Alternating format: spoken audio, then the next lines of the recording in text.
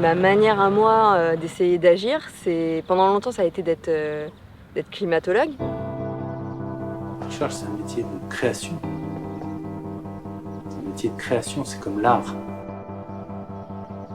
Aujourd'hui, dans la recherche publique, il n'y a plus d'investissement, donc il n'y a plus de postes. En recherche fondamentale, notamment, tu te dis, mais à quoi ça sert tout ça? Il faut bien faire des recherches sur tout ce qu'on a, sur les maladies, sur les médicaments. C'est très très pénible de former des jeunes qu'on voit ne pas trouver de boulot. Quand j'ai commencé à travailler sur les glaces polaires, on pensait que ça ne servirait à rien, ces recherches. Mais tout est lié. Première conséquence du réchauffement climatique, c'est le risque d'accroissement des inégalités. Quand on parle de changement climatique et d'événements extrêmes, tous les jours, il y a un risque que tout le village soit ravagé.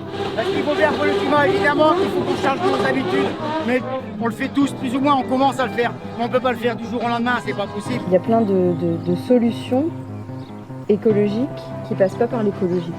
Quand vous écoutez les gens, mais pas beaucoup, hein, vous écoutez juste un peu.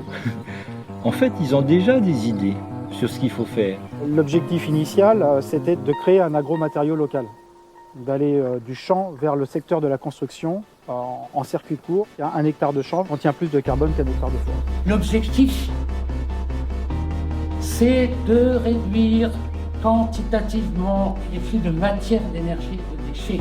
Ça veut dire qu'il faut moins extraire des choses de la nature. Le jour où les gens auront fait le lien entre que ce qu'il y a dans leur assiette, ça vient de la terre, et que ce qu'il y a dans leur assiette, ça dépend du climat. Je crois que c'est possible de changer. Je crois que c'est possible de continuer à avoir une vision plus harmonieuse et plus juste pour nous tous. C'est la famille humaine qui est confrontée à son destin. Il y a un proverbe thaïsien qui dit Ara, ça veut dire se réveiller. Et Ara, restez toujours éveillé. Et après, pas dormir.